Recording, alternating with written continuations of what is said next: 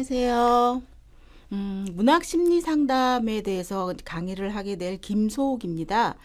여러분들이 문학 심리 상담이 무엇인가 가장 궁금해 하실 것 같아요.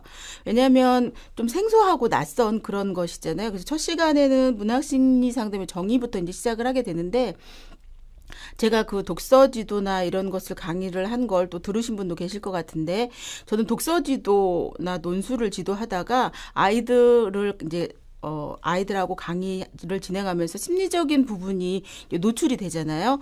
그래서 그런 아이들을 어떻게 하면 좀 상담적으로 접근할 수 있을까 해서 이제 독서 지도 그리고 독서 치료 이렇게 공부를 했고요.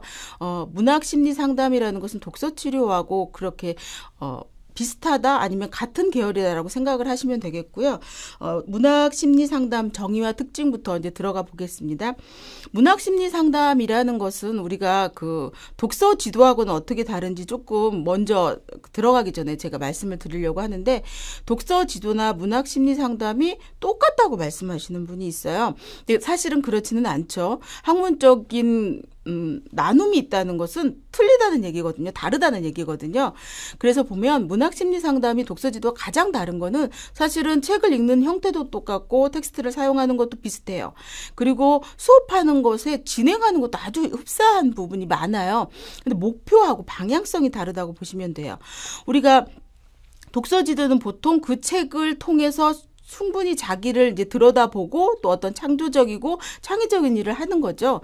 그런데 문학심리 상담은 자기 안을 들여다봐서 자기 안에 있는 내면을 치료하고 또 아픔을 해소하고 더 나아가는 그러한 방향으로 하는 거기 때문에 우리가 그 목표와 방향성이 다르다는 것만 좀 아시고 이제 본격적으로 들어가겠습니다.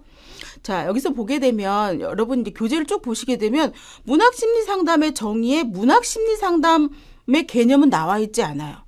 좀 이해가 안 되시죠? 근데 문학심리 상담이라는 것이 학문적으로 지금 논문이 나와 있는 부분이 지금 현재 제가 녹음하고 지금 촬영하고 있는 때는 단 한 편도 없어요. 그렇기 때문에 문학심리 상담에 대한 개념을 제가 논할 수가 없습니다. 그런데 왜 이것을 하게 되냐? 문학심리 상담이라는 것은 독서 치료 그리고 쭉 지금 앞으로 나올 그러한 것들을 통합한다고 보시면 돼요. 그래서 학문에서 어떤 것을 다른 것을 찾을 때 기존에 있는 걸 무시하고 찾는 학문이 있는가 하면 기존의 것을 포함하고 찾는 학문이 있는데, 문학심리 상담은 기존의 걸 포함한다고 생각하시면 될 것 같습니다. 그래서 독서 치료의 개념부터 보시게 되면 독서 치료는 많이 들어보셨을 것 같아요. 그래서 독서 치료라는 것은 지금 교재에 나와 있는 것들로 보면 책을 사용해서 개인의 문제를 해결하고 정신 건강을 증진시키는 거죠. 그래서 사회적 관심이 무엇인지 알게 하는 독서를 통한 심리 치료라고 보시면 돼요.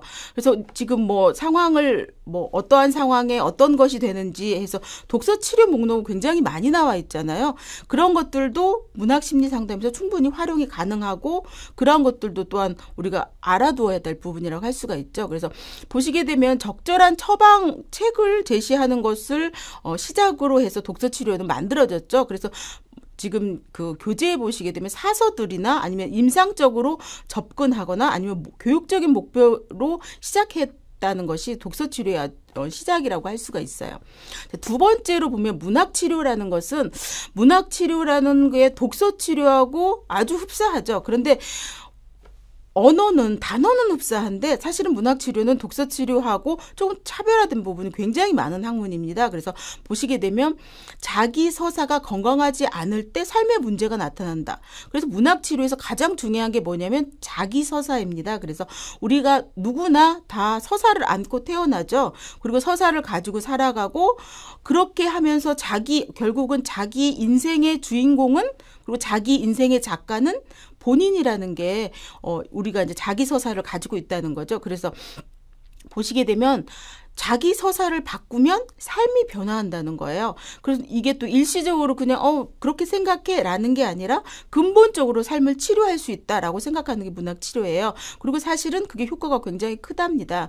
그래서 서사라는 것은 인간의 어떤 내면적인 삶을 구조하고 운영하는 이야기 형태의 인지 체계를 지칭하는 거예요. 말은 어렵지만 내가 이렇게 살아왔어 라고 생각하는 게 바로 서사라는 거죠. 그래서 문학 작품에는 작품 안에 작품 서사라는 게 있죠. 그리고 우리가 또 우리 삶을 살아가는 데는 자기 서사라는 게 있어요. 이것이 서로 만나면서 문학 안에 있는 작품 서사와 또 내 안에 있는 삶의 서사가 자기 서사가 맞아 떨어지면서 그것을 어떻게 바꾸느냐, 이것이 이제 문학 치료의 가장 큰 핵심이라고 할 수 있죠.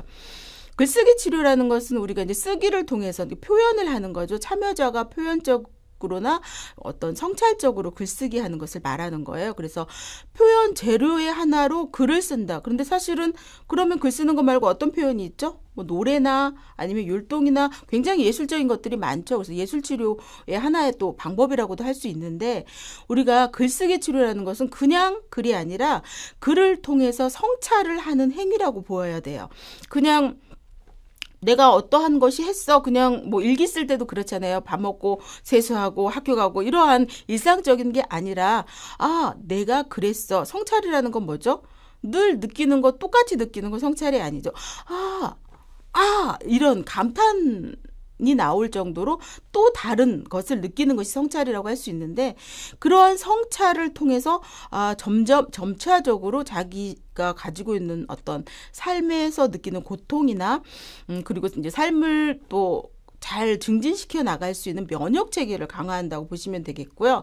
어떤 인생에서 우리가 또 꼭 배워야 될 것들이 있어요. 그러한 것들을 배우는 그런 과정이라고 할 수가 있죠. 저널 치료라는 것은 글쓰기 치료의 하나의 어떤 방법이라고 할 수 있는데, 교재에 보시면 알겠듯이 도안된 글쓰기를 의도적으로 한다는 거예요. 그래서 저널 치료는 방법이 다양하고, 그리고 그 방법들을 그대로 활용을 하면서 할 수 있기 때문에 개인적으로 본인들이 그냥 할 수도 있어요. 그러니까 뭔가 더 어렵고 힘들고 이러한 것들, 아니면 이거 하는 게 맞나, 이런 고민할 필요가 없어요. 거기에서 3분 글쓰기 아니면 5분 쉬지 않고 글쓰기 뭐 이런 다양한 것들이 있잖아요. 그런 방법들을 그대로 사용하기만 하면 되기 때문에 저널 치료는 굉장히 체계가 잘 잡혀 있는 학문 중에 하나라고 할 수 있죠. 우리가 저널 치료는 어떤 정신적, 육체적, 정서적, 영적으로 그러니까 통틀어서 그 모든 뭐 독서 치료나 이야기 치료 또 문학 치료가 다 효과가 있는데, 저널 치료는 임상으로 효과가 검증된 치료라고 할 수가 있어요. 그래서 우리가 그 글쓰기를 목표 지향적으로 의도적으로 사용한다고 해서 어떤 특별한 나는 이러이러이러한 것을 해소해야지, 치료해야지, 이러한 목표를 가지고 하기 때문에 결과도 확실히 드러나요. 이게 안 됐는데 이 목표에 맞게 내가 제대로 글을 쓰지 못했어. 아니면 이 목표에 맞게 글을 썼어. 라고 어떤 목표가 확실하기 때문에 효과도 확실히 드러날 수 있다는 거죠. 저널 치료라는 것은 심리 치료 또는 개인의 어떤 성장을 심화시키기 위한 목적을 가지고 의도적으로 하고, 또 생각이나 감정들을 기록한다고 할 수 있어요. 그러니까 우리가 기록한다는 말을 이제 잘 아시겠지만, 여기에서 기록이라는 것은 그냥 쓰고 뭐 어떤 물론 찢고 버리고 다른 사람한테 보여주지 않고 이러한 것들이 많아요. 저널 치료라는 건 개인적인 어떤 감정들이나 이런 것들이 나와 있기 때문에. 하지만 여기에서는 그것을 기록하고 또 차후에 본인이 봄으로 인해서 그것이 어떠한 그때는 그러한 것이 있었구나, 그리고 지금과는 어떻게 다르지, 이렇게 자기 기록이 된다는 거예요. 자기의 생각이나 감정들이 어떻게 변화했는지 알 수 있다는 게 가장 또 큰 특징이라고 할 수가 있죠. 우리가 보게 되면 지극히 또 사적이고 자유로운 글이기 때문에 우리가 일반적인 어떤 일기 그런 형식이라서 누가 어떤 비판이나 평가 이런 것을 받지 않은 순수하고 독특한 글쓰기예요. 그러면 하나는 뭐냐면, 이렇게 누군가 보지 않는다고 생각하기 때문에 좀 욕도 쓸 수 있고 아니면 나쁜 말도 쓸 수가 있겠죠. 화가 나면. 그런데 그러한 것을 다른 사람이 볼까 봐 겁을 낸다면 사실 제대로 쓰지를 못해요. 그래서 자기 검열이라는 것을 하지 않는 글쓰기인 거죠. 그래서 그것들을 누가 볼 것 같으면 태워 없애는 방법도 하나의 방법이고요. 볼 수 없게 잘 보관해 놓는 것도 하나의 방법이라고 할 수가 있겠죠.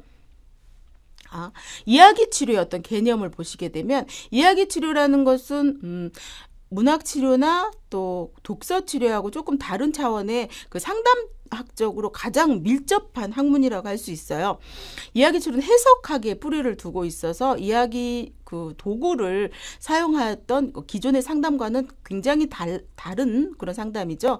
그래서 우리가 보게 되면 치료적 기능을 극대화한 상담 기법이라고 하는데, 왜 그러냐면 기본적으로 상담에는 어떠한 인간관이라는 게 있죠. 그래서 사람을 어떻게 봤기 때문에 어떠한 방법으로 상담을 하면 효과가 있다라는 것이 인간관의 하나인데, 이야기 치료 인간관은 굉장히 특이해요. 특별하다고 할 수 있죠. 인간이 보면 기본적으로 이야기라는 걸 가지고 태어났고, 이야기 주체는 본인이고, 그리고 한 사람의 이야기는 주제가 있는 삶의 어떤 역사적인 기록이다, 이런 것이 있고, 여기에 지금 나와 있지 않은 것 중에 가장 큰 핵심은 뭐냐면, 모든 어떠한 생각도 틀린 생각은 없고 어떠한 생각도 무조건 옳은 생각은 없다는 거예요. 이게 어떤 거냐면, 내담자가 하는 말이 설혹 어떤 사람을 너무너무 미워하고 그렇다고 해도 그 미움에 원인이 있고 어떤 형태가 있다 그러면 그것이 옳다라고 보는 거예요. 그래서 그 사람이 가지고 있는 생각이나 사상이 옳다, 틀리지 않다. 그 사람의 기본에 가지고 있는 자기 서사의 주인공이고 자기가 자기의 이야기를 쓰는 작가이기 때문에 그 사람의 생각이 다른 사람에게 해를 가하지 않는 이상은 틀리다라고 말하지 않는 게 이야기 치료의 기본이라고 할 수 있어요. 우리가 이제 그 1급 과정에서는 이 지금 하고 있는 것을 일일이 하나씩 다 보시게 될 거기 때문에 여기서는 대략만 이제 설명하고 넘어가도록 하겠습니다. 문제가 되는 그 이야기 역시 그 이야기 중에 하나일 뿐이고, 문제가 사람에게 문제가 있는 게 아니라 문제 자체가 문제고, 문제에 대한 어떤 사람의 믿음이 문제인 것이라고 보아야 된다. 말이 문제하니까 좀 어렵게 들리실 텐데, 이건 뭐냐면 문제와 문제를 일으키는 사람을 분리하는 개념이에요. 이야기 치료를 이제 들어보시면 아시겠지만 굉장히 핵심적이고 굉장히 뛰어난 그러한 하나의 기법인데, 그래서 문제를 분리하는 거예요, 사람과. 그래서 흔히 어떤 죄는 미워하되 사람은 미워하지 말라는 아주 정석인 그런 건데, 중요한 거는 문제를 일으키는 사람이 문제의 지배를 받기 때문에 그런 거고, 또 하나는 그거를 문제시하는 사회가 문제이지 그 사람은 문제가 아니라는 거죠. 근데 지금 이렇게 설명드리면 저게 무슨 말이지 하실 건데, 이야기 치료는 이제 양유성 박사님의 책이 굉장히 잘 나와 있거든요. 저도 그 책을 보고 이제 시작을 했는데, 이렇게 이제 또 하고 1급에서도 이야기 치료에 대해서 조금 적극적으로 구체적으로 보시게 될 거기 때문에 요 정도로 넘어가고, 이야기 치료도 궁금해하신 분들은 책을 좀 살펴보시면 좋을 것 같습니다.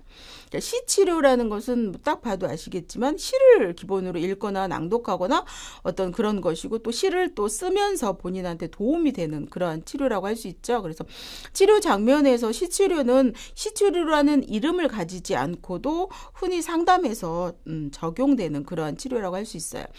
시치료는 전문적인 어떤 지식과 훈련을 쌓은 치료자가 참여자의 문제 상황과 관련된 그 적절한 시를 사용해서 읽고, 시에 대해서 토의하고, 또 관련된 다른 시나 그 글을 쓰는 그런 다양한 활동을 통해서 다른 그 참여자들과 상호작용을 하는, 또 미완성된 자아를 회복하는 이런 거죠. 그래서 결국은 시치료에서 가장 중요한 건 시가 가지는 어떤 상징과 은유를 자기 삶에 흡수하는 그런 형태라고 보시면 될 것 같습니다. 자, 문학 상담이라는 개념은 지금 현재 우리나라에서는 한 학교에서만, 이제 제가 졸업한 학교인데 그 학교에서만 사용하고 있는 개념이라서 아직 논문이 많지가 않아요. 그래서 보게 되면 이제 문학 상담은 또 지금 기존에 하고 있는 것들을 아우른다고 지금 생각하시면 되는데, 문학 상담에서 문학은 그냥 어떤 문학 작품, 텍스트만 얘기하는 게 아니라 언어 활동을 다 통괄하는 거예요. 그래서 말하기, 듣기, 읽기, 쓰기를 모두 다 포함하고 있고요. 이런 언어 활동을 통해서 잃어버린 자아나 어떤 자기 언어, 이러한 자기 능력, 참된 어떤 본질, 이런 것을 찾는다고 볼 수가 있는데, 그 주체성을 확립하고 인간의 관계성을 목표로 하고 이런 것들을 보시면 알겠지만, 치료적이고 상담적인 것보다는 문학을 활용한 어떠한 상담이라고 보시면 돼요. 그래서 조금은 편안하고 대중적이고 쉽게 접근할 수 있는 그런 학문이라고 할 수 있죠. 그래서 읽기, 쓰기, 뭐 말하기 이러한 활동을 통해서 자기 서사를 발견하고 재구성하면서 어떤 세계 속의 자기를 어떻게 새롭게 또 형성하는 그런 과정이라고 할 수가 있죠.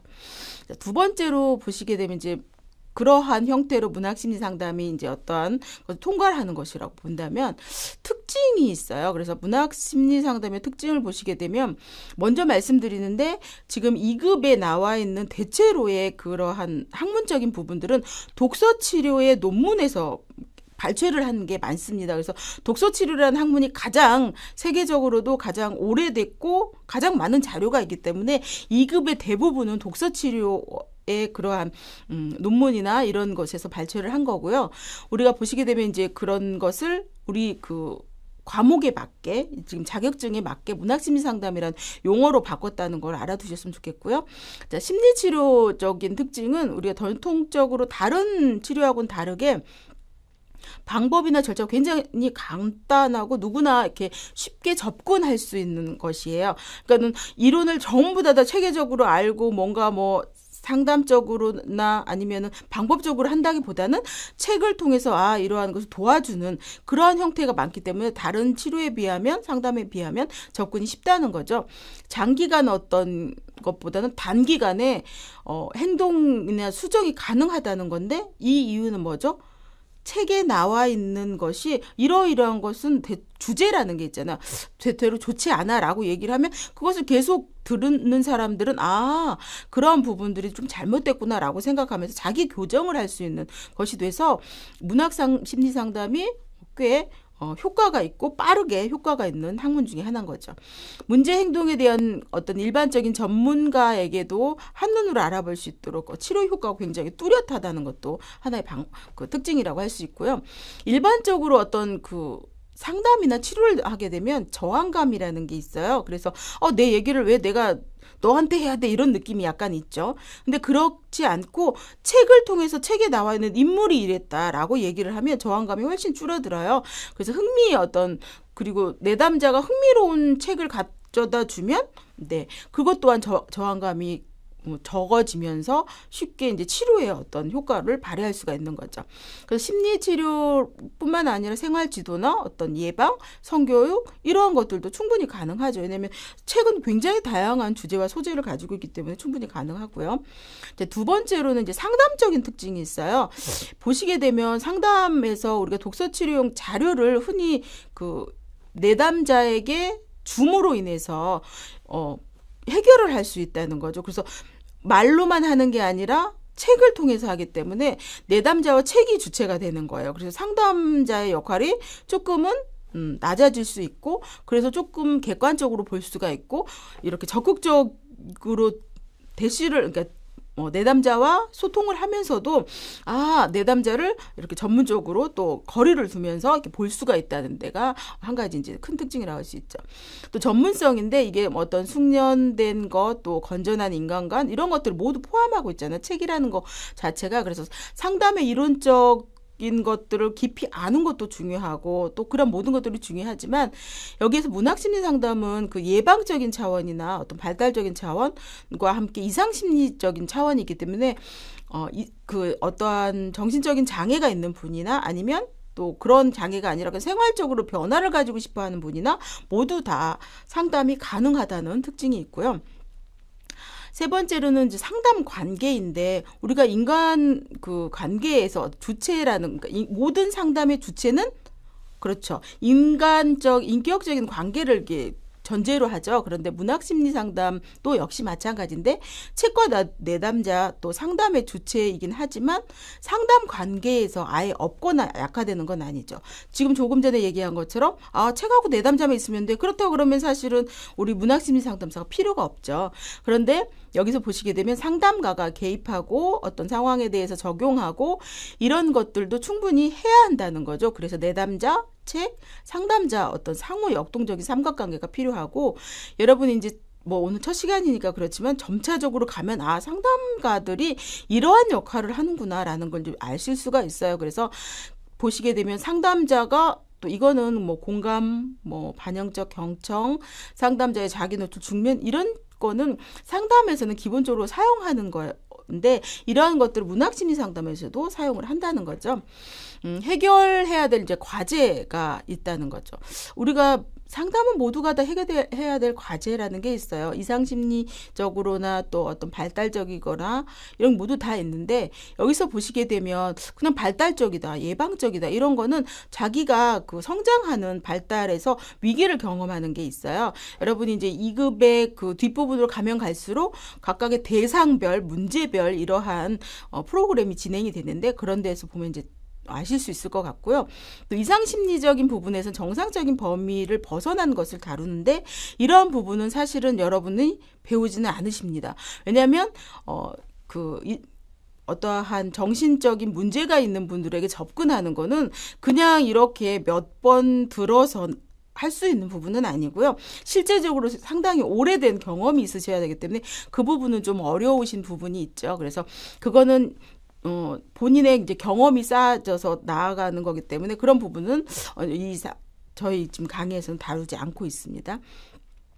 자, 5번째로 상담이 일정한 과정이라는 게 있죠. 그 시작과 전개, 끝이 있는데 그 문학 심리 상담에서 보시게 되면 독서 어떤 행위라는 관점에서 전, 중, 후 이렇게 3개로 나누어져요. 그래서 우리가 그 전의 활동은 내담자의 문제를 진단하는 거죠. 그래서 문제를 진단하고 나서 책을 선정하고 텍스트를 선정해서 이제 들어가게 되고요. 중 활동이라는 건 치료용 자료를 읽고 치료적인 발문을 통해서 이제 적절한 치료 효과를 높이는 거죠. 그 3번째로 후 활동은 상담을 종결하고 내담자의 어떤 변화의 추이를 지켜보면서 지속적인 변화가 일어나도록 하는 단계예요. 이러한 것은 아주 이제 심플한 단계로 나누어져 있지만 문학심리 상담의 단계 부분에서는 더 다양한 단계들이 나와 있습니다. 자, 상담의 어떤 매체는 뭐죠? 여기 문학심리 상담의 매체는 말 그대로 그 말을 통한 치유 그리고 그 모든 상담의 매체는 말인데 이거는 책을 매개로 하기 때문에 말을 사용하지 않아도 된다는 거예요. 그 책이 매체가 된다는 거는 말을 하기 어려운 사람이나 아니면 이해가 조금 어려운 사람들도 가능하다는 거죠. 그런데 이제 책을 선정할 때 중요한데 그 책을 이해할 수 있는 한도에서 하셔야 되는 거예요. 내담자가 이해할 수 있는 그런 부분들이 있죠. 그래서 말을 제대로 하기 싫은 사람, 하고 싶지 않은 사람, 표현력이 좀 떨어진 사람 이런 사람들도 충분히 가능하다는 거. 그래서 이제 문학심리 상담이 어떠한 효과 면에서도 조금 수준이 낮고 그런 사람들도 충분히 치료가 가능하다는 거죠. 자, 오늘 첫 시간인데 첫 시간에서 여러분이 이제 그 가장 제가 개인적으로 여러분한테 말씀드리고 싶은 건 앞으로 이렇게 진행하면서 느끼시겠지만 문학심리 상담이라는 건 문학을 매체로 하고 상담가가 어떠한 역할을 하는지에 따라서 굉장히 달라져요. 똑같은 책을 가지고 들어가도 다양하게 달라지기 때문에 여러분이 이제 체계적으로 어떠한 형태로 하셔야 될지를 조금 더 이제 지켜보실 수 있는 그런 시간이 되었으면 좋겠습니다. 다음 시간에 뵙겠습니다. 감사합니다.